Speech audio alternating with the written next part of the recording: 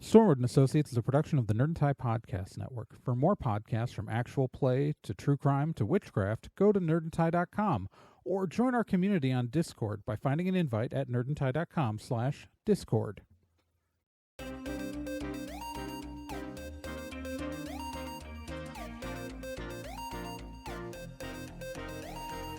In pursuit of a stolen magical object, Stormwood and Associates Field Team 623 stepped into a tear between realities and vanished.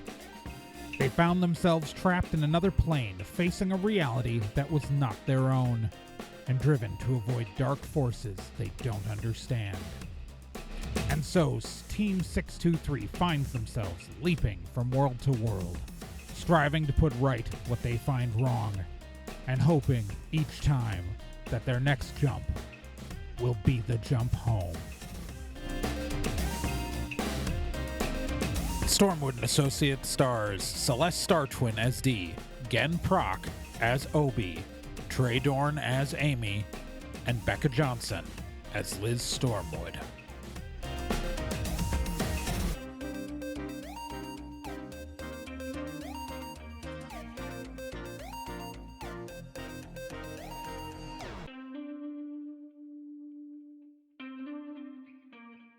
Previously on Stormwood and Associates, there was a campaign and it happened and they're done.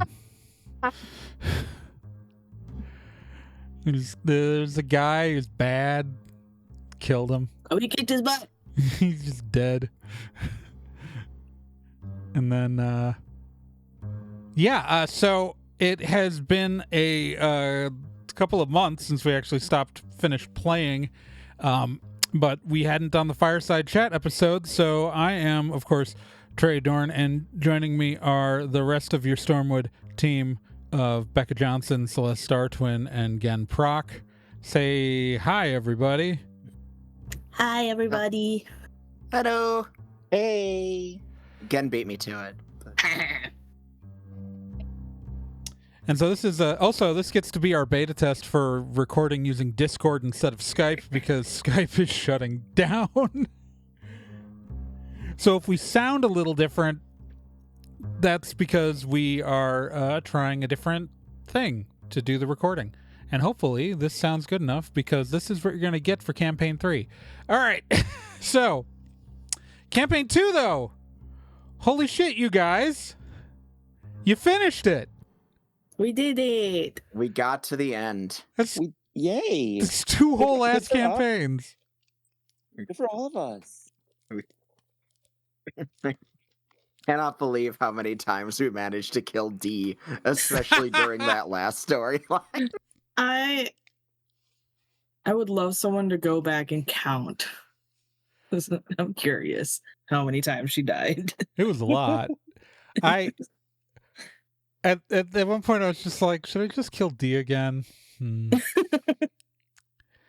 usually try to randomize who the bosses attack, but it was just like, no, I'm just going to kill D again.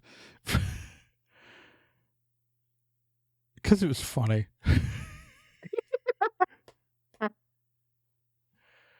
But, yeah, so we, God, it's been a while since we last did a talkback episode. Let me take a look here. A bunch of stuff happened. Obviously, the end of the campaign, and we're going to talk about that. But I want to make sure that we're not like there's no important plot stuff that we missed. This was this was a big one. This was 153 episodes. This campaign. Really a lot of epic in scale. Yeah. Yeah. That was because the last time we did a second Fireside Chat last year in July. Mm-hmm. Right after the end of the world arc. Yeah, which I think is that I think it's when we go to Mercor, isn't it? Yeah. No, maybe it's Yes, not. I always think it's the one in space, but it's not. Yeah, no, it's the end of the world is the Mercor one. Yeah, because that's the part 3 was just called, the episode was named Mercor, so that's how I know. I'm just looking at the episode list. I'm not looking at the episode descriptions. And sometimes I have to remember what the hell I named an arc a year ago, because that arc was 10 episodes long. And then we had to, so that means that God, yeah, we've had some, so episode 123 is the last. Oh wow, okay. I'm just this campaign took a lot out of all of us because it was It did. and if we think back long enough, this was like, if we think back to this whole campaign 1 was really steady in its settings and the kind of adventures we had, right? Like there were 2 main places that we were either in San Ricardo or we were in Halata, but either way, there's a steady, constant physical location, and then clients came to you, or you went out to, like, or the final Hollowell stuff, but you had a base, you had a home. This campaign was very different in its structure, right? Like, you guys were effectively living out of a truck. Yes. First off, it did make scheduling a lot harder because Yes. Also, yes. Because there's this thing in campaign 1 where if, like, for some reason the player couldn't be there, we could just write the character out for an episode. Like, there's an arc that is minus Babbitt because Becca couldn't record, but it was okay because we were going into a new adventure, and we could just have Babbitt off doing something, right? Like, he could just go. Yeah, so because the last time we talked was after Mercor, so like we've done is, so the Gen's arc is the Battle of the Stars. That's the first arc after our last talkback episode, where we were in the arena. Oh, yep. God, that was actually, I really enjoyed the arena episodes. That was a really fun one. I did like that arc. That was good. With my boy. Special guest Malort. Who's actually my D&D character. Amy hated Malort so much. Playing. And yes, he's a weird little shit. Yeah. I was very much a fan of Malort. I don't know. I as Trey enjoyed Malort. Trey enjoyed Malort. Understood. Like, in character, he sucks. Yeah. He's very fun. Yeah. So it's like Trey enjoyed Malort. Amy hated Malort. Amy wanted to murder Malort. Yeah, that's absolutely. Yeah. I mean, that effect on people, you know? He elicits strong opinions. Yeah. He really does. Yeah, you can only take a little bit at a time. I see what you did there. That whole arc was just that was a lot of good fun. And then after that we did London Calling, where we ended up in the alternate London, and where we met Claire. Yes, we did. We did. And you can see how far back I actually had Claire planned for a while, and oh my god, sorry, that was a good twist. I liked that. Yeah, well, it's also Claire had there's an escape hatch where if it wasn't working out for the kid line, it was just going to be Claire's just a cousin. I had an escape hatch, but I was playing it as though she was the daughter, and she figured out that you were her mom immediately and not the Liz from that universe. Because she has a whole Well, the thing is, it's like when playing that, like Claire canonically is going to have a whole bunch of fey-ass powers that I don't know what they are yet, right? Yeah. Like, Hmm. but I just played it all under the rules of psychic because I Yeah. was like, yeah, Oh, She has an automatic connection to her mom. Why not? yeah. And technically, she had been conceived at that point.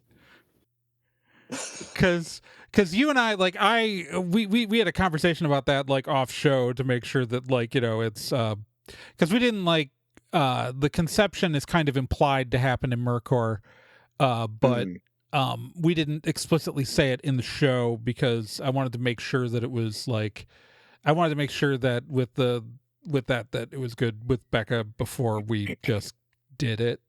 But it's kind of a big thing. But like if I feel like I hope that if people go back and listen to that episode, they can like catch some of the hints that I was trying to put out there on that. I know you guys never listen to the show. That's not entirely true. On rare occasion, I do go back and listen, but mostly because I'm curious what kind of sound mixing was done for my stupid storyline idea. I hate listening to myself, but so I do sometimes when I need to check what happened. Yeah. Like, oh, I need what detail did I forget? I listen to every single one of these episodes like 3 times because I have to do the edit. I do not listen to them. Yeah, I know you don't. And they are in the ether, and I forget everything that happened. Well, Becca, did you ever go back and listen to School Days? No. Mindy did. Yeah, no, I know. It's You need to, my boy Finley. but also Mindy's introduction to the show. Yes, why? I really like School Days. That was one of my favorite it's mini arcs that we did. School Days is fun, but it's you guys got to kill Gabo in the London arc also though. So Yeah. That was fun. We killed Gabo, a character who only exists because y'all let him live in the meat grinder. Season 1. Yep. I would have come up with something else if he hadn't survived. Yeah. Let him live. Because her character, Kevin, was too nice. Kevin. Good old Southern boy. Oh, no, it's I thought Gabo had a very fitting death. But like also like there's a whole thing where Claire in that arc, and this is just such a minor thing, that like Claire is from the future where Gabo is dead. Because, shenanigans, because Gabo was more lined up with your timeline than and so you weren't lined, like Claire's timeline was a little off there for you guys there. So like she knew they were gonna kill Gabo.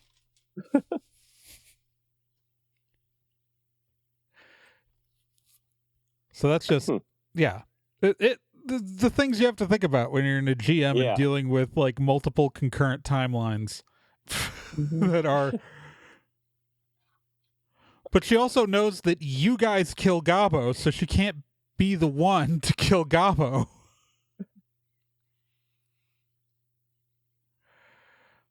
Oh. Interesting. Yeah.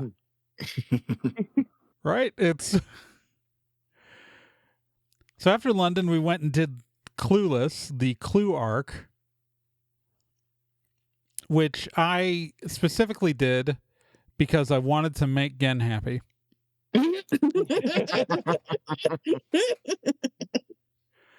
I was out of ideas. Like I had ideas, but I didn't want to but they were all main plot ideas, so I was like, I can just do Clue. And it worked. I was so excited. Now, it's my favorite moment is in the episode where you figured it out, and we can hear you figuring it out that it's Clue. That's great. It's just delightful. And then I just text you all caps. It's Clue. Yeah, it's Clue with vampires. E. Oh no, it's I loved everything about that Clue arc, including Miss Crimson trying to flirt with Dee. Yes. I believe you mean to say including. I get it. I'll Yeah. see myself out. No, don't. We need you on the call. Oh, okay. No, I have to admit that like having NPCs flirt with Dee was always the funniest damn thing. Because it was clear That's that fair. that Dee was like in character, Dee was not going to pick up on it, right? Like so, Mhm. and it was exactly the reaction I hoped for every single time. Dee's yeah, I do my best. it's delightfully funny.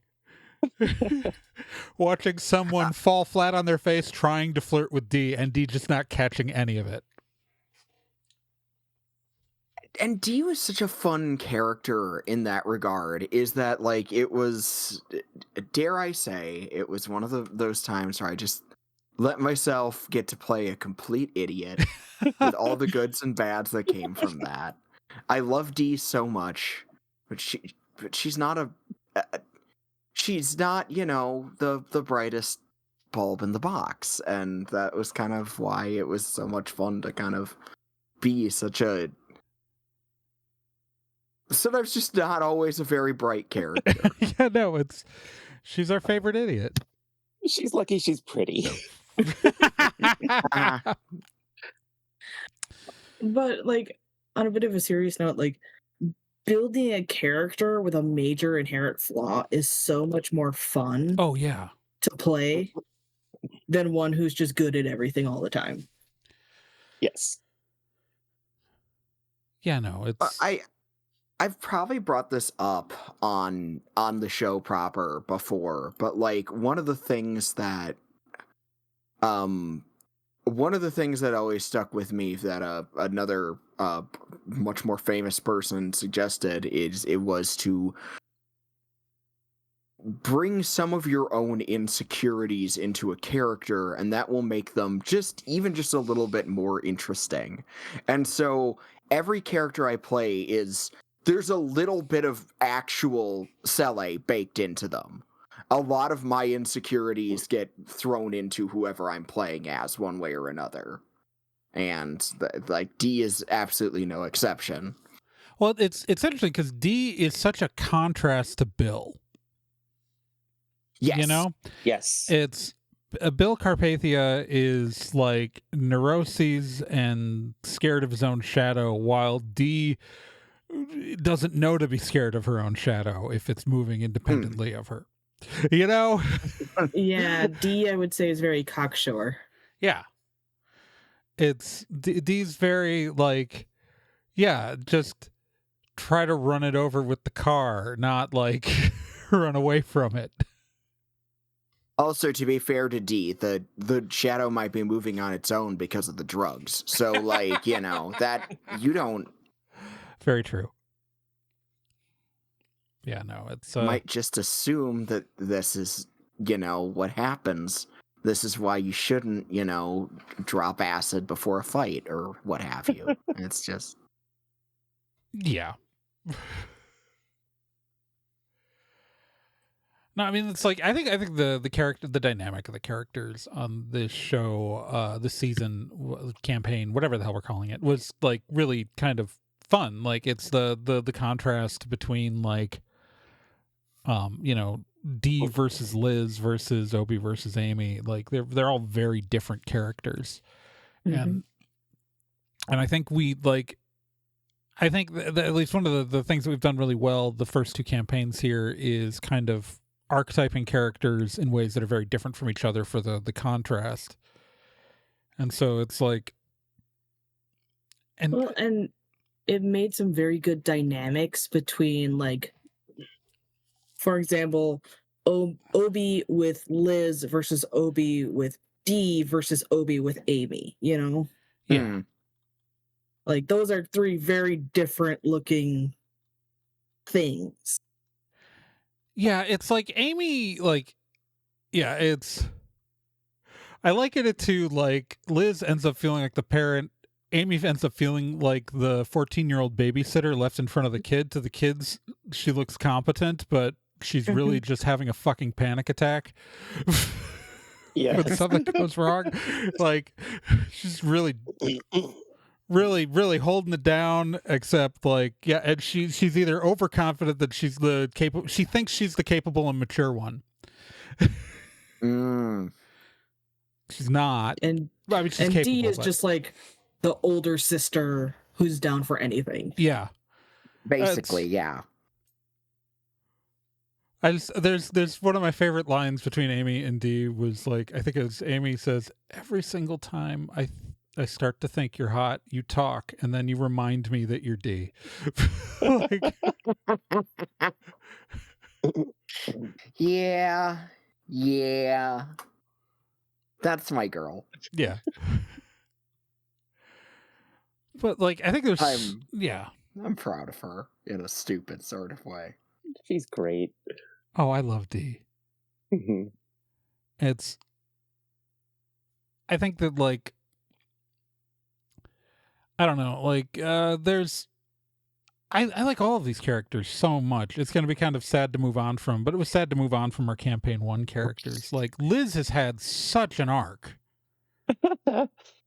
from the beginning of this campaign to like where to like the end of it. Like we see her truly become the leader she was kind of pretending to be at the beginning, become comfortable with herself. You know, it's Be true to herself. Yes. I love Liz so much. So like I was already out to you guys when we started, like during the end of the last campaign, I'm pretty sure. Yeah. Yes. And then and I came out after this one started. I know. And so I came into my queerness with her, and I got way too close to her at some times. And I love her so much. She is everything. Yeah, it's. I want to point out. Yeah, y'all coming out made me keep having to re-record the opening credits. There are 3 different versions of the opening credits for this fucking campaign. I have apologized repeatedly for the record. Becca came out between a recording of the Meat Grinder and the Meat Grinder coming out, so she's credited correctly, but then we keep calling her by her dead name in the episodes. And I'm like, God damn it, I have to disclaimer this. Like, oh, no, it's like, I love Liz's arc so much. And it's like, it became like I didn't, when I planned out the campaign, like, cause you know, when I came up with the meta plot, right, for, you know, there's the evil wizard Galphus, you know, we've got the 2 ambassadors and we've already killed one of those ambassadors in the Meat Grinder, and there's, you know, Morrow Sharp, and like all this stuff came up, and like, you know, Gabo was going to be a recurring villain, like all these like plans that I had, like Mindy had not been invented yet. Like I knew the Fae, like the only Fae who I had like really like immediately mapped out at the beginning were Fiona, and technically Core, because he shows up actually like right away in the Chasing Amy arc right at the beginning in a really minor bit, but he wasn't important. He was just like Fiona's husband, another Fae. Like, you know, he's the prince consort. No one gives a shit. Wow. Oh, so that's how it is. Okay. Corenno? No one gives a, yeah, no. If she had a queen consort, it'd be fine. Oh, okay. Yeah. Yeah. All No. It's no, but like Cardinal wasn't an important character. But he, you know, he was just, if I needed another member of the Winter Court, he was someone I could throw in, and then I just didn't use him that much. But like Mindy literally was invented for school days because I was like, I was just trying to come up with like a reason why these characters would exit the corridors, but obviously it wasn't going to be Fiona because like the players, you guys would recognize Fiona, right? Like, so I can't like do that.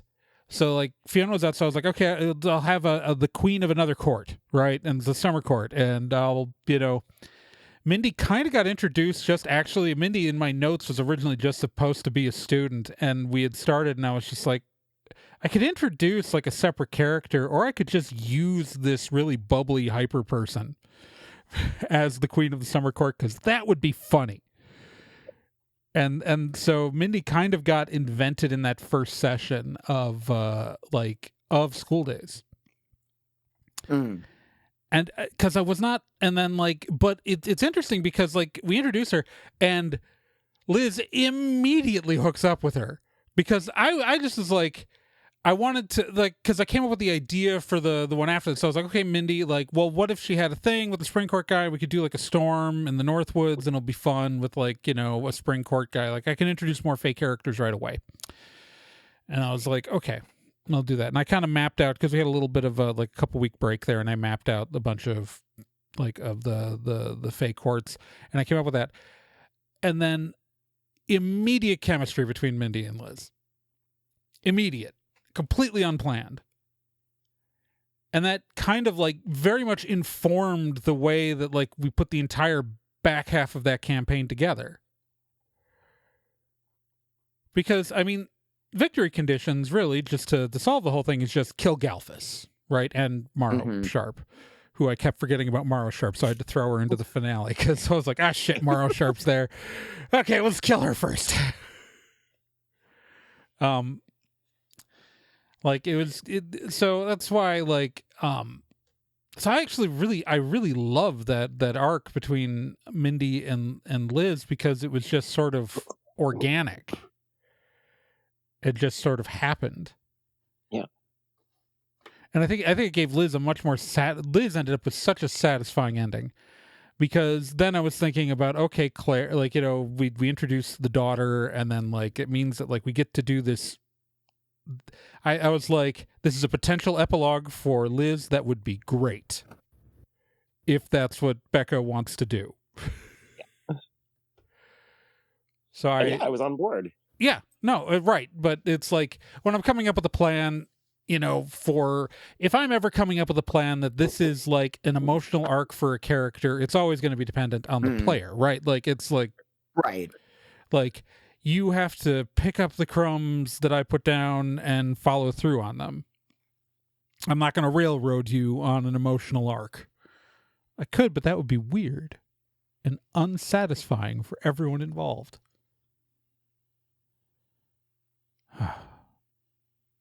But so yeah, Clueless happened. we did 9 episodes of that. And we did 9 episodes of our Clue Pair, and then we just went into Call of the Wilds. Yeah, so really, since the last talkback, there's only really been 1, 2, 3, 4 arcs. It's just that they were all very big arcs. I'm about to say they were long arcs, though. Yeah. They were. And I really like, I felt like that the finale was very satisfying. It's I do think it's like really nice that like we kill Galphus and then there's so much more episode after that. Yes. I really like that, though. Yeah. It's I always like a good epilogue. I don't always like or I often don't like when a story just like ends and you don't see the falling action. But it's right. But I also like, I feel like when campaign 1, killing Hollowell is really the climax, right? Like there's a direct emotional stuff, and then we had epilogues for the characters, but like killing. We've never met this guy. We never met this guy, right? Yeah, that's true. Galphus is just an asshole. We've like it's. Galfus, like you've met, like, there's recurring antagonists that work for him that you've encountered repeatedly, like Gabo, but like,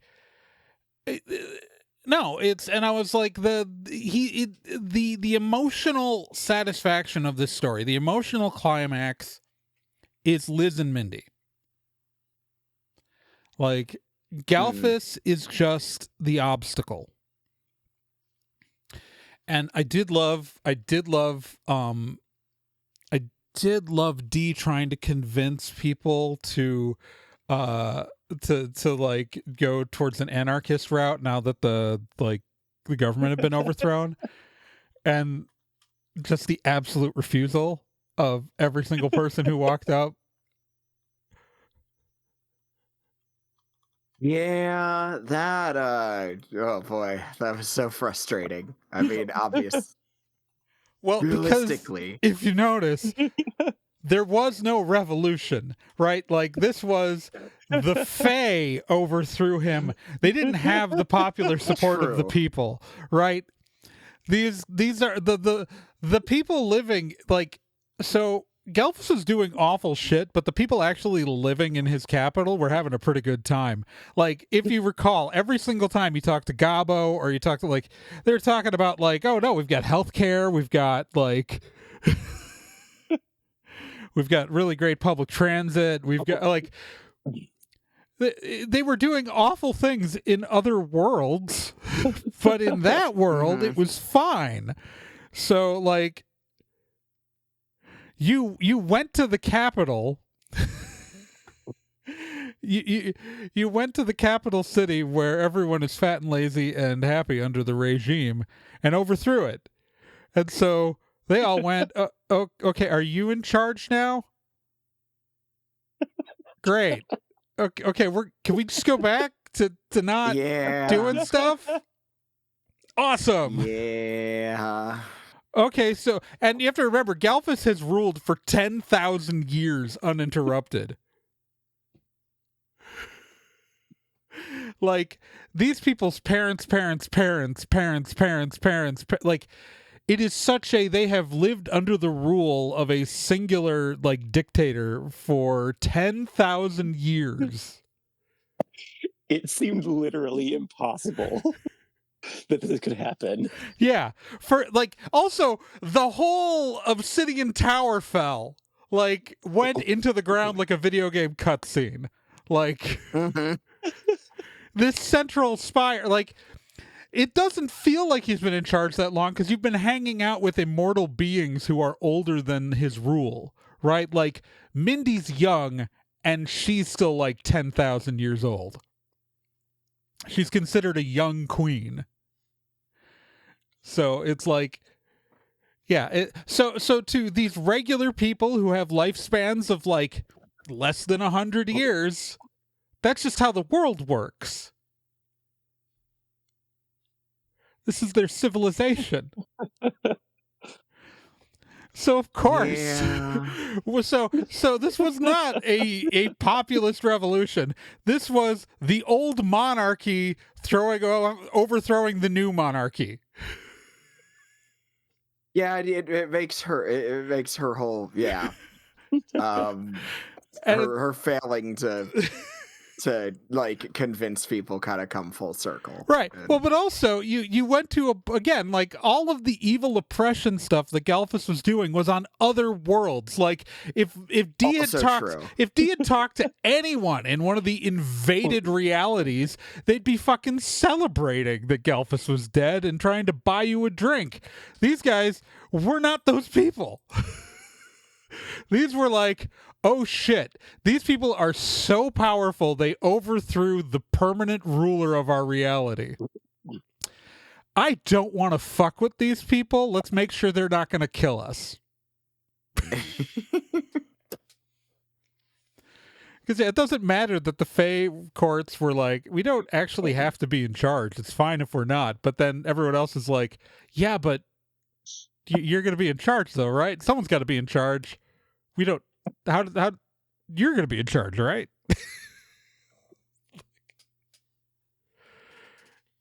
so they end up. Yeah. Yeah, Yeah. Yeah. So yeah. Yeah. Sometimes they don't go the way you plan. And sometimes D is a bit more optimistic than I think she'd even admit to, and that's one of those times, I think. Well, it's really so. This is a minor spoiler but you'll find out in the first episode of Campaign 3. We're not going to start up for until late summer. We'll start recording it like in July, and then we'll start releasing in like August, probably. But maybe September, depending on scheduling. But Campaign 3 is going to take place in the wilds entirely. And our Becca Celeste and Gen are all going to be playing characters native to the wilds. And then I'm going to be playing the Stormwood, who is not from the wilds, because they're Stormwood. As they set up an office in the wilds. But it's going to be taking place in the wilds in line with current time, which is 50 years after the victory, right? It's so like, because Liz lived through those 50 years. Liz lived through those 50 years, but so it's going to be roughly like, it'll be a few years after that, considering how long that, we spent in that campaign and the characters made it home right away. And I think, God, what was present year when y'all left? Scrolling back through the dates. 22? Yeah. January of 22. So it's probably spring of 22, Wow. like in universe when the characters left.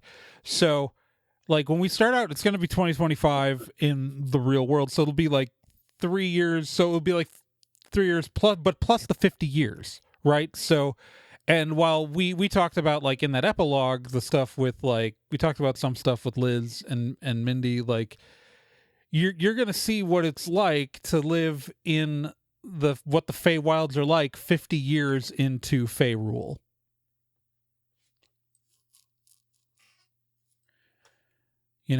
It's Jeez. Yeah. And 3 of the courts have queens.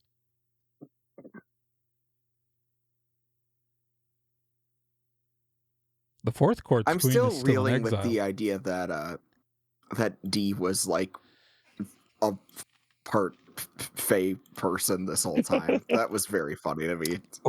To this day, it's still messing with me. Honestly, I'm going to tell you, it's because it was convenient narratively.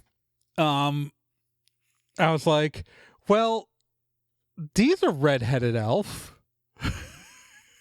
True. Fiona's a redheaded elf. I could just make Dee a descendant of like some like a descendant of Fiona from like thousands of years back. Fiona had a kid. And then that kid had kids. Yeah. Yeah, no, it's 100%. I was like, it's because we were doing that Mercork plot, and I was like, I need someone to be a rep. Like, I want some, like, because it's 2 courts, I feel like there needs to be an intermediary from the 3rd court. There needs to be a Winter Court rep, and I was like, we don't have one of those here. What if Dee was related to Fiona? I was like, I feel like it would make sense because Fiona always like reacts fondly to Dee, probably more than she should, and like. So it just made sense to implant that into your character's ancestry. Also, there's something funny about the anarchist being part of the royal family. Yeah, that is. It's so gross and terrible. And it's such a minor thing because it's not a defining thing about her. She just happens to be related to someone. You know what I mean? Like it makes no real change. It makes 0 change in how she's lived her life or anything real. It just means that like, oh yeah, you're important in this system that you hate. You don't like it. You don't have to participate in it, but. Yeah. It's great. I hope I didn't neglect Obi too much. Obi had a lot of fun time, like good Obi stuff, especially in the Clue arc, like in the Clueless arc. Yeah, I loved Obi just kind of like dragging people around secret passages in the house. No, that was Gen has been given a mystery and Gen is going to solve this mystery. Yeah. That's really all that was. It's like Gen gets to play Clue. Let's go. Well, and I felt like we needed an arc like that. Like, you know what I mean? Like, because we done like so we have the heavy stuff with the Morcor stuff at the end of the world, and then we got to do some fun with the space station, but you had to play in that. And then we went back to heavy stuff with the London arc where we killed Gabo, that I was just like, we are so close to the end of this fucking campaign. We need something fun and like unimpacting.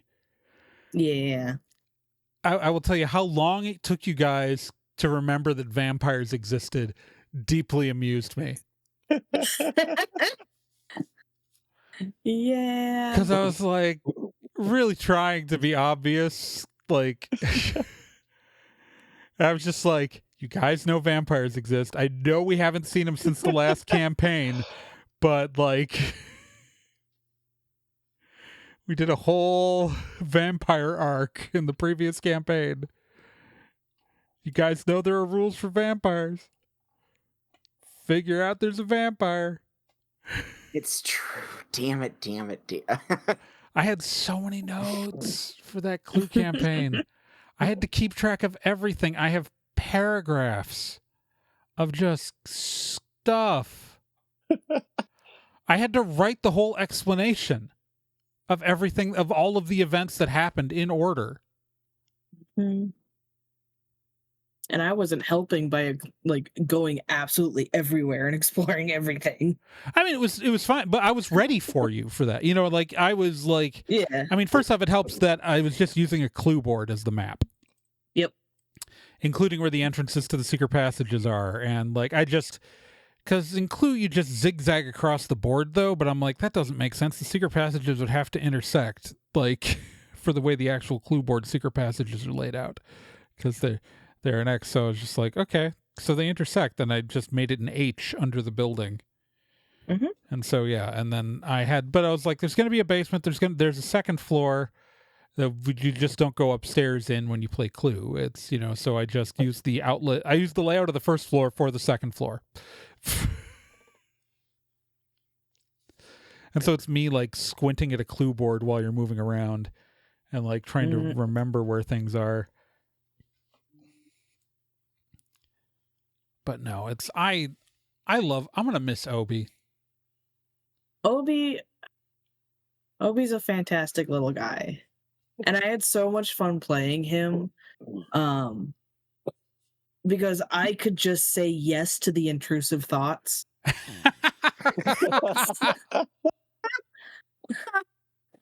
You know, like, yeah. Well, I have always loved what Obi brought to the table. Yeah.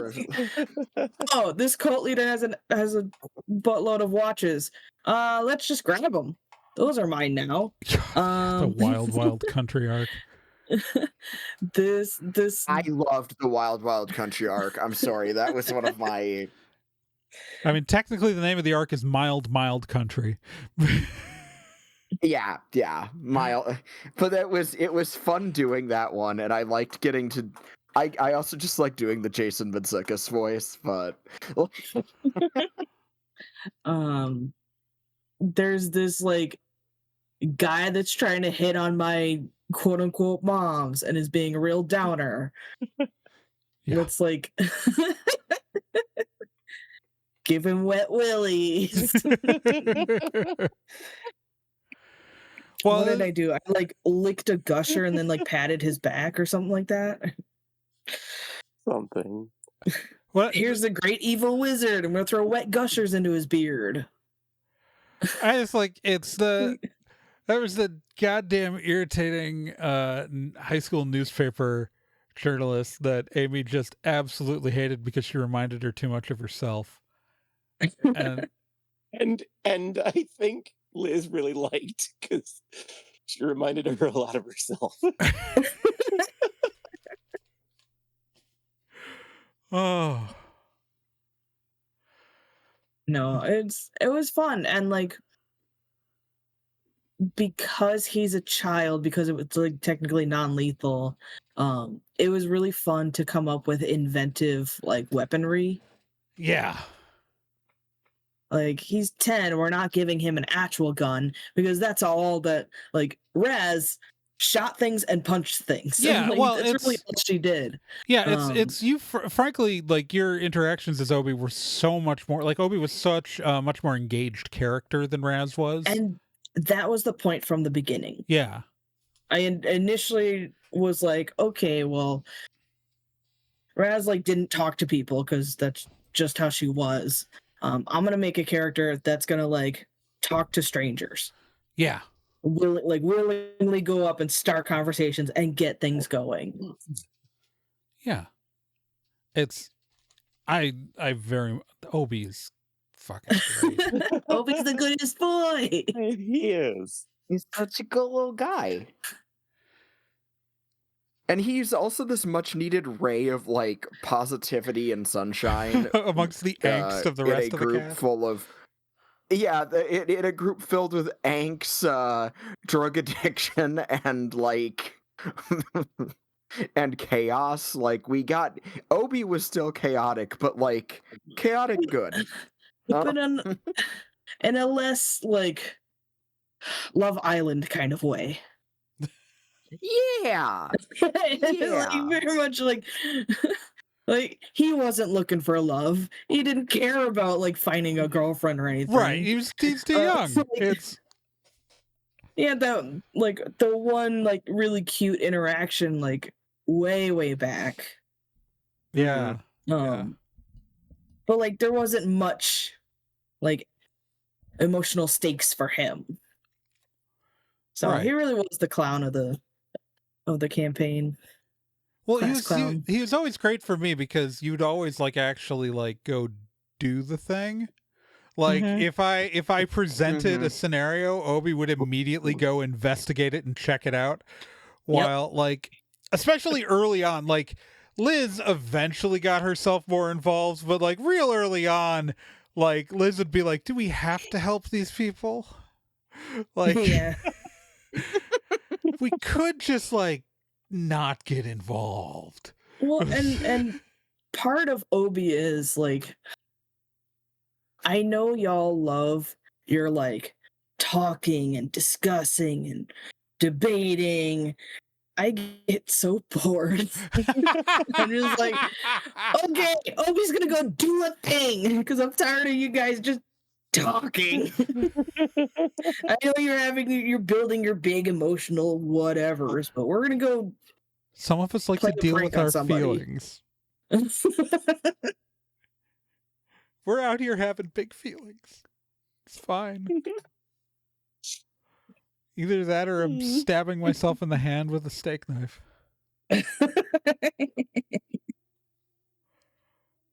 Dee's refusal to play the steak knife game was hilarious. He was so shook up by the steak knife game. It's just Like, so funny that like Dee, who's supposed to be this edgy character who's like doing all these drugs, like meets Amy, who was like the straight A student. Like your love life was a disaster, but like was very studious, like hyper competent academically, but it's like, let's stab ourselves in the hand with a knife and then see how long you can leave it in and do shots. And then I'll heal it after, like, and like just the very fact that like this, in theory, like, you know, very academic, like, all like, yeah, it's like could freak out D. Like,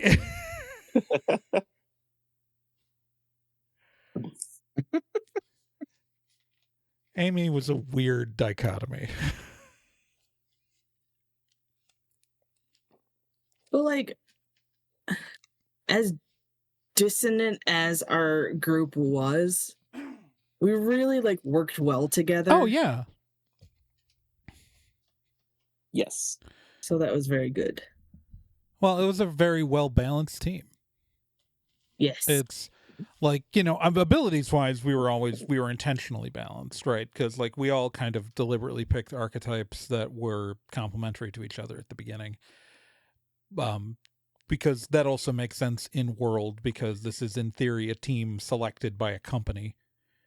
But like personality wise, well, I think it's also that like I could have made Amy bigger, but we didn't need another person who was bigger. You know what I mean? Like it's Amy could get bigger when like it was funny and appropriate, but then like, you know, could like give space for Obi to be the clown, you know, and give space for D to do something entertaining there.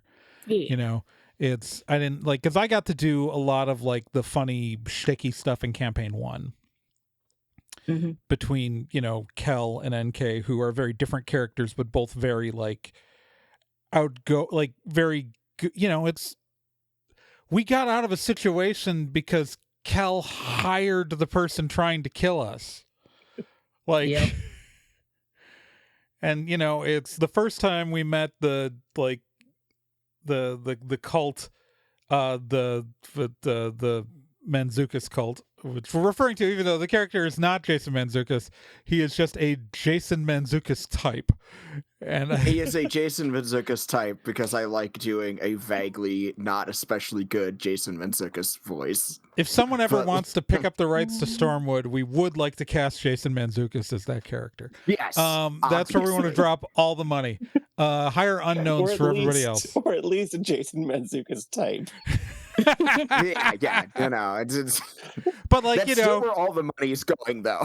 But like, your character's like NK just sat down with the cult and put her gun down on the table. You know, it's like they're very like those characters that I had in campaign 1. Those two characters were like very much more, you know, the clown, because you know we had Raz being much more reserved and Bill being. Bill, I love Bill Carpathia. I think Bill Carpathia is great, but Bill Carpathia is also scared a lot of the time, so he's not going to be the first to run into the fire, right? And Babbitt was outgoing, but like not in the same way. And so like but like in campaign 2 we had D and Obi were so out there that I didn't need to play that kind of character, right? So like I didn't need to be the person to walk us into the fire, because we have Obi who will do it. Who's running in there? Obi runs in to find out, and D wanders in not knowing what she's doing.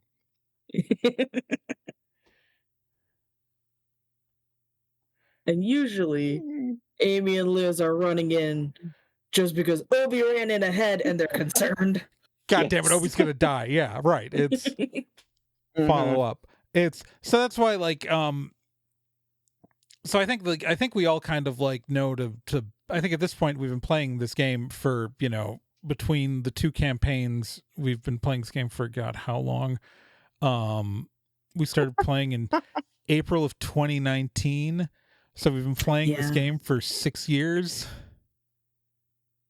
Wow. Yeah. So like we've been doing Stormwood for 6 years. I think at this point, like we all kind of know how to balance each other in a scene, you know? Yeah. And also like, you know, like when I'm like, I don't know about when you guys design your adventures like that we do. Because I do like the fact that we rotate GMs, because it kind of gives a break to me. Except for in the final mile when I've got to like, you know, when everything is like kind of link in. But like I think that like we are able to like balance it, but I also think that like as when we GM is that like I think at this point like we know how to like, at least when I'm designing adventures for you guys, I design it with the intentions of, okay, I'm gonna hook in this character this way to pull them in. Right, like I knew that when we did Clue that Obi was gonna like immediately need to solve the mystery. You know what I mean? And I knew that D was gonna be fun at a dinner party. Right? It's that like and Liz would be figuring out what was going on, and then was going to like I think it's really evident that like we need somebody to watch, you know, this part while someone else does something. And so like I was like, this is a really good like way to split up the group in a way that feels organic. and can hook in the different pieces of the story, with Liz talking to partygoers while Obi investigates and tries to find things. And I figured that's how it would divide up when I came up with the idea of what we were doing, and that's exactly what you guys did. I mean, Woo. yeah, right, but like it's I knew this person was probably going to do this part of the investigation, and this person was probably going to do this part of the investigation, and D was going to provide all of the comedy. I need to be better at like thinking about what parts of the story, like tailoring my storylines to the team, because oftentimes, again, it's going to be whatever my brain is hyper fixated on, Right. turns into a storyline. You know, it's But, you know, it's you can yeah. 80s toy commercial cartoons, cults frequently. Well, you know, here's the thing though. It's I think like about cults a lot. yeah, we all do. There's so many cults in this goddamn show. Like the 80s toy cartoon one though, like you still like, so Obi immediately had a mascot character to play with. So that linked in, and then like there was enough of a like just goofy adventure of like, you know, trying to figure out the reality that they're in for like the rest of the characters. Like it worked fine, like because like you can do like the thing you're obsessed about. You just have to then like think about how you're structuring the story around it to pull the characters in, right?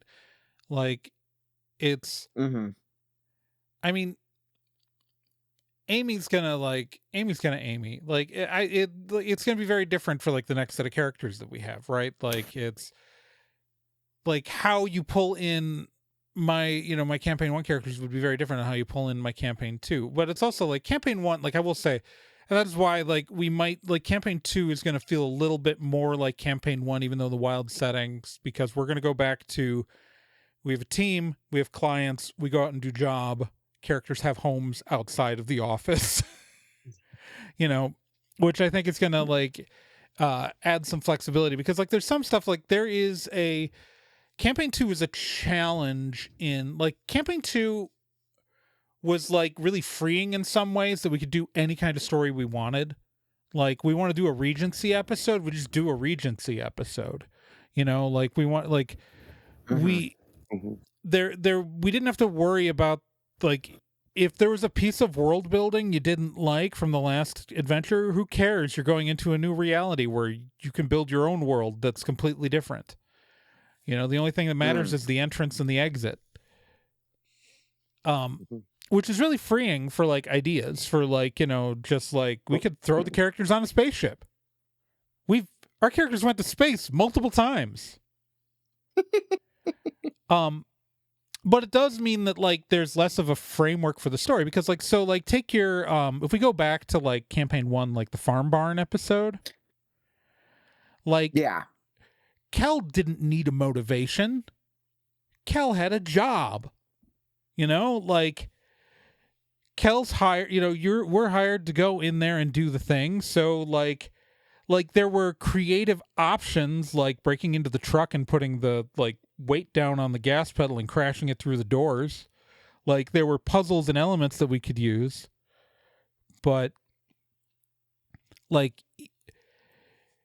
I think it's going to be easier in campaign 3, because we're going to have that like setting again, right? Like the reason why you do it is that you're getting paid, right? Like there is an inherent motivation to, when we like especially the model of campaign 1, and this will be true for campaign 3, is that like the motivation is, this is your job. Like the money's the motivation.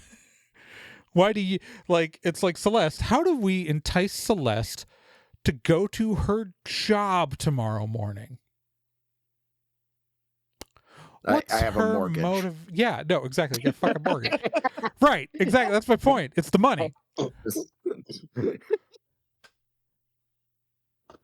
It's so, you know what I mean? Like there's a like versus like campaign 2, because we were so much more freeform, because we were traveling and we were just like it's very much like, I mean, like we obviously there's parallels with Sliders and Quantum Leap and like a lot of different things in the show, but like it is effectively the old like wandering hero trope, right? Like it's the wandering hero shows up in town, there's something bad happening. It's Knight Rider. It's Knight Rider.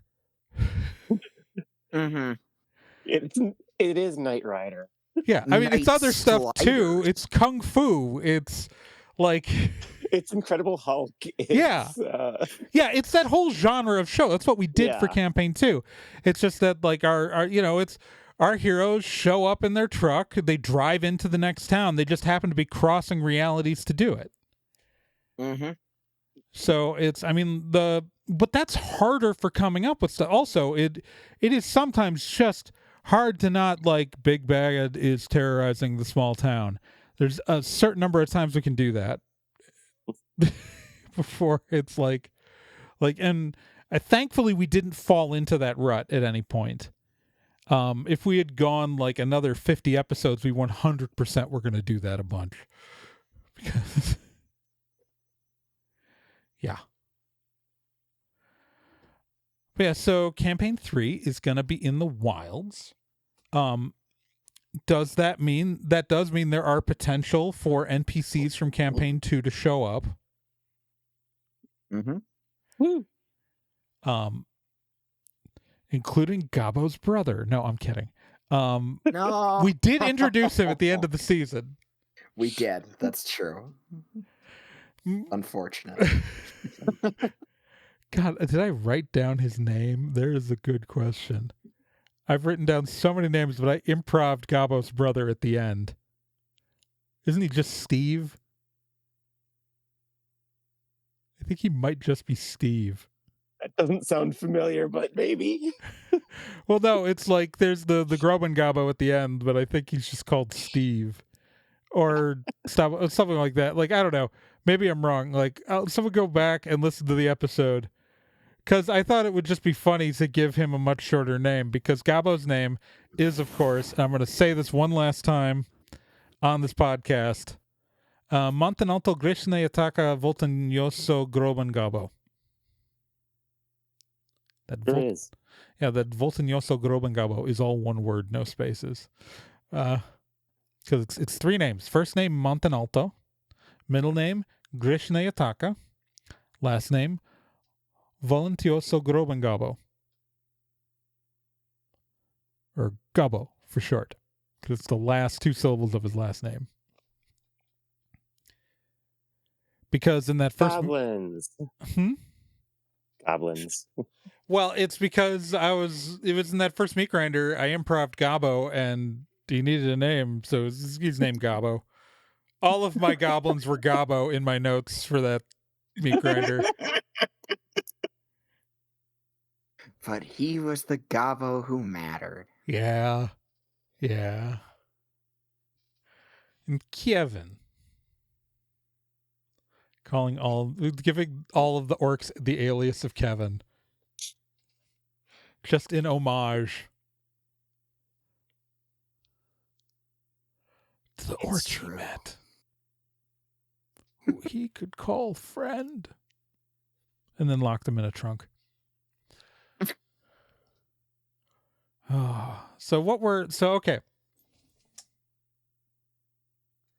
We've been doing this for a while. What are people's favorite parts of campaign 2 then? That we haven't talked about. Is there anything about campaign 2 we haven't talked about that is your favorite bit?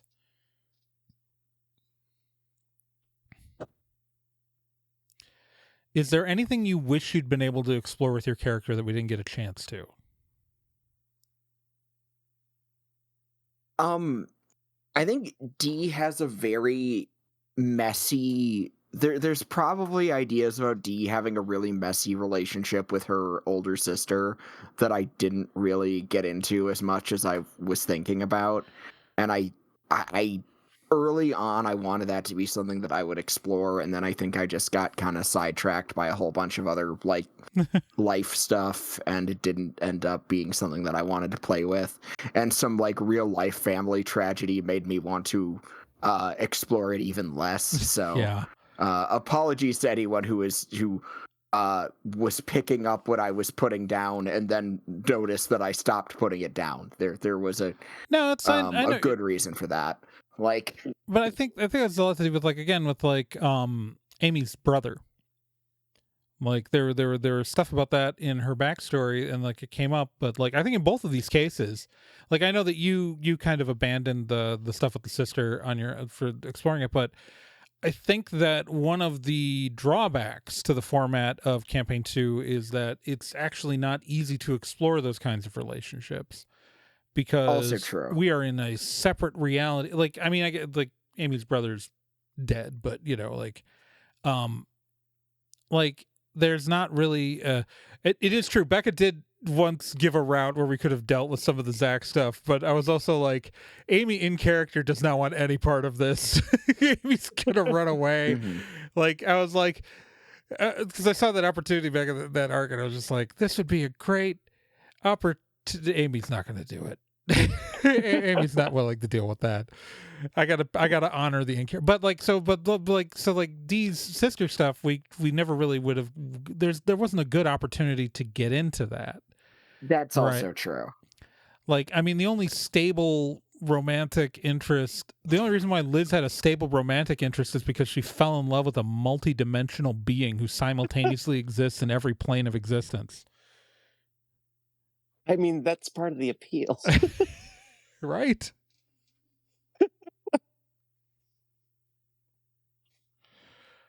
No, it's I like the contrast between Mindy and Fiona, where Mindy is like so monogamous that she'll only like date the one iteration of Liz. Like, she's not dating any other version of Liz, just that version of Liz. That Liz one would be fine with it. Well, I know, but Mindy is intense and focused. Versus Fiona, who is married, but also probably dating like at least 10,000 other people simultaneously.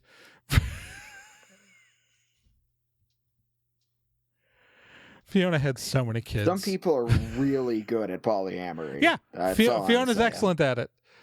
Corinne's also seeing a bunch of other people. They're good. They're happy. I like that contrast. I don't know. It's so Dee's stuff is just like, I don't get the impression again that Obi had anything else to explore. No, not really.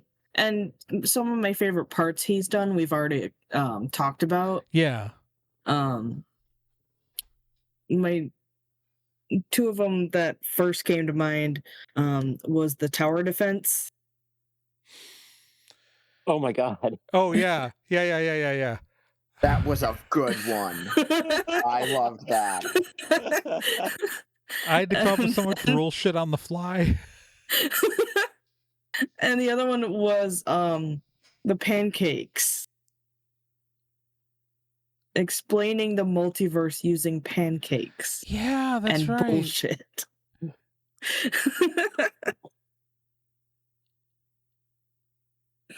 Yeah. I was proud of that one. No, I'm just glad that y'all are enjoying my little stints as GM, and that like. Oh, I thought they were great. Like the Regency arc is one of my favorites. I think I'm definitely improving with them. Like, I really enjoy your stuff. I genuinely loved the Regency arc. Like, yes. I don't want you to sell yourself short again, because I really like your stuff. Well, I just think to myself, like, what's an interesting like place or scenario we haven't found the team in yet? Yeah. I mean, the Regency case, like, that was Becca's fault. Absolutely. Becca said something about like, oh man, I wish we could Regency, and I'm like, I'm doing Regency. Like, hell yeah. Even if I had to splat the hot highway, man. That's absolutely fine. I was a little upset with the Regency because I had built like an entire puzzle, like this huge puzzle, and y'all are just like, no, we're gonna go over there, and I'm just like, okay, scrape that. Like, And then we planned that we were going to do a heist, and you started you're gonna playing the thing. heist. And it never happened. Well, Liz had to go and be the sense of reason. Yeah, well. Liz was like, "No, this is morally terrible." And I was like, "Oh yeah, I guess it is." I mean, Amy was just sort of having too much fun, and like, I loved that just because it was so in character. Like, both like the Amy and Liz interactions on that were so in character, like, and just so Yes. ultimately like, like. Well, that's one of those things where, like, because I got so into the mind frame of the character, a part of me was like, why is Liz so bothered by this? And then, like, Trey Brain had to kick in and be like, no, wait, no, she's right. Oh, no, that's fucked up. Like, it's one of those moments where you have to, like, get yourself out of your character's shoes and be like, oh, no, objectively, we're doing a terrible thing.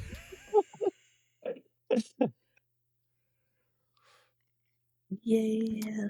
And then I had, but like I liked that one also though, because we got I got to with Amy, I got to turn on a dime. Like I got to like, okay, Amy got some sense talked into her, and then she's like, okay, so now we need a new plan. Like, okay, so we're not doing the heist. Got it. Okay. Well, also because I feel like even if Amy thought the heist was still a good idea, it's the kind of thing she wouldn't feel comfortable doing if not everyone was on board. You know, so like the moment it's like, oh, we're not on the same page. Okay, toss that out. New plan. Yeah. Now we just got to get this woman. Now we got to get this other Liz away from the hot guy. I had made myself treasure tables. Oh God. Sorry. It's okay. That's how the game goes. Damn morals. When you're starting out GMing, one thing you have to learn pretty quickly is to just improvise, go with the flow, go with whatever your people want to do, let them do it, don't railroad them, because I had problems railroading people in the past, and I probably still do. I don't feel like we used it enough for one of my favorite things, and one of the reasons I like the Regency arc is that I love every single time a version of Brent showed up. Yes. Regency Brent. It was like, I think I was gonna have to duel him. Yeah. Like, yeah, I'm trying to remember. I was like, yeah. It was like I was just straight up like, fuck this guy. Like, oh, that was like, but I love Brent. I love Brent in like the arc where you guys killed the second ambassador. The one who had been Celeste's character from the Meat Grinder. Because yeah, we've killed all of the survivors from campaign 2 of the Meat Grinder have all died. My Sailor Moon XP got taken down. It's true. What I love is that one of the characters from the Meat Grinder season 2, one of the survivors, technically gets killed in the Meat Grinder season 1. Oh God. Yeah. Oh God. Yeah. We kill one of the heroes before we ever get to it, because season 2's a prequel. So Yes. yeah, we finally killed Morrow Sharp in the and I just want to say, like, the Morrow Sharp, which is all links into Brittany's arc of campaign 1, where I had to justify everything she added to the world building. All of the stuff with Galfus came about from two things. All the stuff that Brittany did to the world building, where I had to like justify that entire Church of Sanctuary's existence. And then because again, the Stormwoods come from a world with actual Catholics. Like, canonically, Kel is a Catholic. The Stormwoods are Catholic. But it was that plus a line I said in Town of Phoebe, which contradicted the backstory. Like, because in campaign 1 in Town of Phoebe, really early on, there's a mention of like a Dark Lord, and it's like thousands of years ago. Except Hollowell is canonically from like the 1800s. So like at the time it was kind of seen as being like a Hollowell hint, but it wasn't. It didn't fit the backstory at all. I just screwed up. So I had the two things that I need to come up with is that I had this that we had all of the like multiverse stuff I was going to have to introduce with the Wilds because, and like all that stuff I'd introduced because of the Church of Sanctuary arc. And then my mistake in the town of Phoebe was some sort of Dark Lord from the time of 10,000 years ago with like and so those two things together became the idea for Galfus, and then Galfus became the racist Gandalf type, racist cowboy Gandalf, which is Galfus.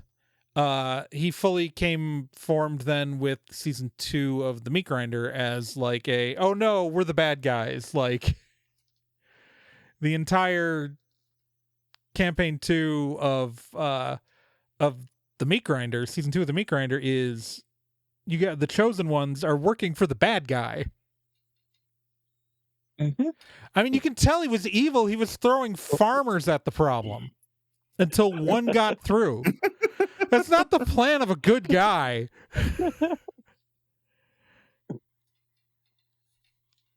Like, he was just walking around lying to people he thought might be strong enough to make it. He made up a prophecy and threw farmers at it. I love that. Yeah. I I'm still love that. That's sort of my favorite. I know he was obviously a bad dude, but I still love that. No, it's a great Meat Grinder season, right? Because like it's one of my favorite things is the narrative twist, right? Where the narrative twist that makes sense when you actually think about it. And the only reason you didn't think about it is because of tropes of the genre, right? Like these guys must be the heroes because we're following them, right? Mm-hmm. They must be doing the bad guys, not the bad guys, but the people who we think are the bad guys must be the bad guys because they look scary, right? Like it's guy's a necromancer. He's got skeletons. He's just his castle's on the other side of the Forbidden Lands, but that doesn't mean that they're forbidden because the guy in charge doesn't want people going there and getting killed. Like, of course they're the Forbidden Lands. You walk in, there are demon turkeys that try to kill you and zombies and like all this stuff. Like, of course it's bad. Don't go there. Like, so that's what I like. I love that, like, once you think about, like, all the, like, the setup of the campaign of the season 2 of the Meat Grinder, like, it becomes obvious that Galfus is bad. Mm-hmm. But you don't think about it because he is presented in the intro as kind of a friendly wizard type. And, like, it's that, you're the chosen ones. You're the plucky heroes on the hero's journey because your characters all think that they're, in a Joseph Campbell story. Like we're mimicking the monomyth with your characters who are all going to die. That's like the literal reason why to this day people still don't understand Paul is the bad guy in Dune. Well, I think it's because they only ever see the movies which adapt the first book where it's not as obvious. Yes and no. I don't know. Because I only read the book recently, and I think I don't know what the book. I've never red flags from the beginning. Oh, what? I know, but that doesn't come across in like a movie format, and most people haven't read the books. That's true. I feel like it gets real obvious in like the second part of the story. Also, it's not like the Harkonnens are good guys. Yeah, that's where the thing doesn't. That's where the analogy falls apart, unfortunately. But yeah. But like so that's the Galfus was Galfus is Galfus, man. But so that's why campaign 2 all got built out of that, and so I knew what I was doing for campaign 2 with the second season of the Meat Grinder. But the Meat Grinders all were like set up for campaign 2, really. And the next season, I guess like, so there's a season of the Meat Grinder that's been recorded that is going to be coming out this summer. Summer of Meat. This Because it's Meat Grinder season 5 is recorded and exists. It just hasn't been started uploading yet. That could be in any reality. That's probably in the Prime Storm reality. But like, I think that's the only season that doesn't directly link into the meta plot of campaign 2. Yeah, because even my season Yeah, because we find out linked in. Yeah. Yeah, because season 4, the villain of season 4 gets talked about. We don't want to talk about her, actually. It's right. So it's like the whole thing where like there is the Queen of the Autumn Court is in exile. And if you haven't listened to the Meat Grinder season 4, I guess that's a mild spoiler to say that she's involved. But you do meet the Queen of the Autumn Court in the finale of the Meat Grinder season 4. Yeah. That was so much fun to do. Yeah. That was a hard year to play just because so many people weren't there because we had a much smaller cast for season 4. Yeah. No, I mean bringing in that character. Oh yeah. Was... No, that was great. I loved her. I love her. It was just like, oh, Trey introduced this concept. I'm gonna make one too. Yeah. Well, I offered you guys, like I said, hey, if you want to make up some Fae, go ahead. And I did. Yeah. And there she is. God, no, I love but we are gonna. It is minor spoiler that season 6, which is gonna come out in the middle of 2026. We have not recorded yet, but we're making plans for that. That will revisit Mercor. So the world that Mercor was on. The upcoming Meat Grinder that we have recorded, there's some characters I really enjoyed in that one that I'm excited for people to meet. But oh my goodness, yes. Yeah. If you like Obi, you will love the last character I play in that campaign. We've also got a wonderful, scrungly little guy. And also, like, Ethan joins the cast of the Meat Grinder this year. God. Ethan Flanagan. And they just bust out some really great characters that are very unique. And at one point, I did have to put my foot down as a GM a little bit. I know what you're talking about. I was like, no, that breaks reality. We're not doing that. On the other hand, you will get to see someone completely break me in that season when it comes out. I won't spoil what happens, but I make a mistake with a rules call that I have to then be consistent with for the rest of the game, for the rest of the season. And the rules interpretation won't be going that way ever again.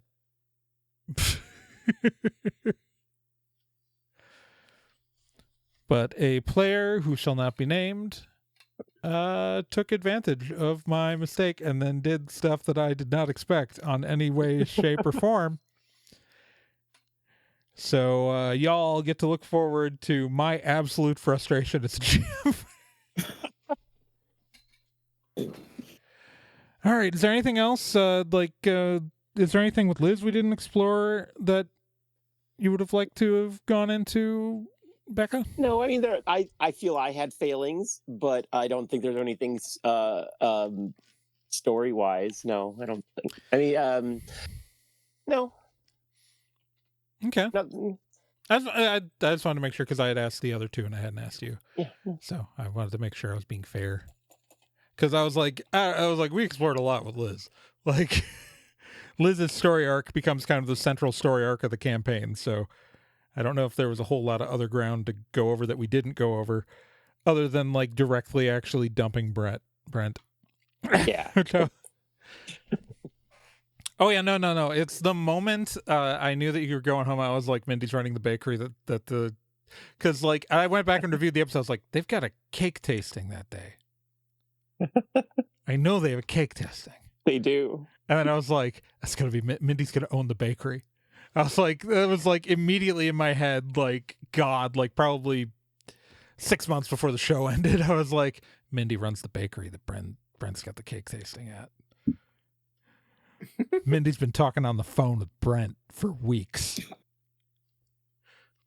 Mindy knows what's going to happen because Mindy is simultaneously with Liz. Like, that's the thing, is it's like when your wife's fiance comes in, like, and you are her future wife, but also you've been married to her for decades. Like, just like, I was like, there's no way to ever play this scene out. There's no way to ever play this scene out. But I really, really, really want to get in the headspace of what Mindy is thinking as this is happening. Of like, she probably feels really bad for Brent. Like, she probably feels awful for this guy. And so she's being super nice and giving him like preparing to give him like extra cake and like trying to like think if she's got some, like, if she knows anyone to set him up with when the inevitable aftermath happens. Like, she is like, she's planning out ways that she can unruin Brent's life because she feels so guilty. But also at this point, she's been with Liz longer than Brent's been alive. Right? Like, there are these simultaneous things happening. Like, she has an adult child with Liz at this point, has been married to Liz for like 50 years. Like, it's just the non-linear nature of it just like is deeply like I was like, oh, like she's just gonna be thinking, oh, you poor hun. Oh. God, it's just so deeply amusing. I was like, there's no way that like it works out. Like, I don't want us to like, it would drag down the episode if we went and played the Brent getting dumped scene. You know what I mean? Like, Yes. we have hit the emotionally satisfying conclusion. We should mention it to because I always like a finale that like leads the audience knowing that the story will continue for the characters. Right, like that we have finished the capital S story that we've been telling, but that this is not the end for the characters. So, like, that's I really like that kind of a hook. Agreed. Yeah. So, yay! And Amy didn't really have anything else to explore. Amy was very much just wanting to get home and move her shit into her apartment. Because they've been driving around with all of her personal items the entire campaign. All of her personal possessions are in the truck. There's stuff you got rid of. Like, there's stuff that got tossed out. They're just gone forever. Like, Amy has her whole life in that truck. Like, yeah. Like, Dee's gonna go home to where Dee lived and have all of Dee's stuff. Drive her own car and not the truck. And NK played a much smaller role than I originally planned for her because I didn't need her as much. But she was always kind of a the plan for NK originally was that I didn't know how much of the Fae army was that NK was there to be like NK and the Fae were meant to be there to take care of anything that you guys weren't focused on. Like, NK ended up in the final fight because it just didn't make sense story-wise at that point for her to not go, but actually she was always meant to be like just a very minor part, as mostly just a like story explanation and to give like alternate, well, because things could have turned out different ways in the finale, so I wanted to make sure that regardless of like, there are a couple of different ways things could have gone, including like the Fey realms remaining sealed from yours, and things like that. So like I wanted to make sure there was at least an alternate way that like Liz could stay with Mindy but have a way home. I was giving myself backup plans. Backup plans. Anyways, we've been talking a while. Indeed. Like an hour and a half. So A good while. with that, I think it's unless you guys have anything else you want to talk about while we're here. No, I think we can close the door on that chapter. Yeah, I think we are closing the door on campaign 2. I hope everybody, thank you all for who have listened this far and have listened to this episode. Thank you, everybody. Thank you guys. you. Like, we know our audience isn't huge, but you guys do come back every week when we're updating. So like, we appreciate every single one of you. And campaign 3 will be coming later this year. This summer, there will be a season of the Meat Grinder that's really fun. And that's going to start coming out, I think in June.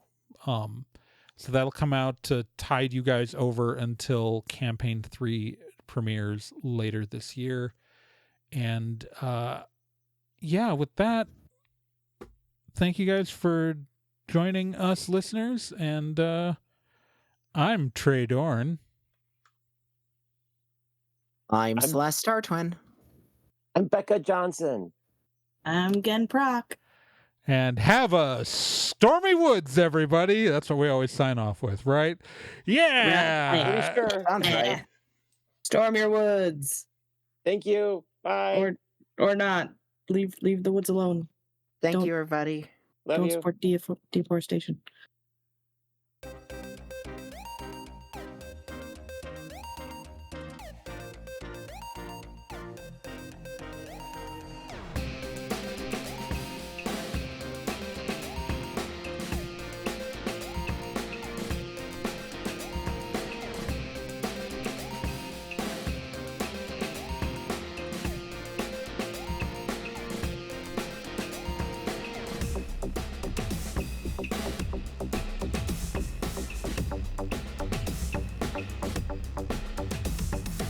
Stormwood and Associates is a production of Nerd and Tie. You can find more information at nerdandtie.com/Stormwood.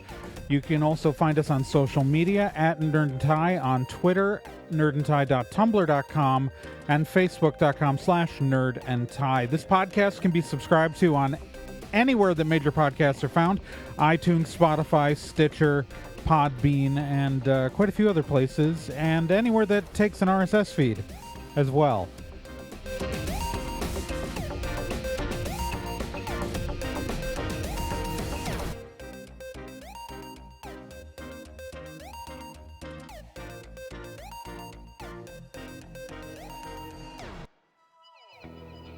Hey, while you're still here, let me tell you about another podcast on the Nerd and Tie Network, and that's Let's Be Legendary.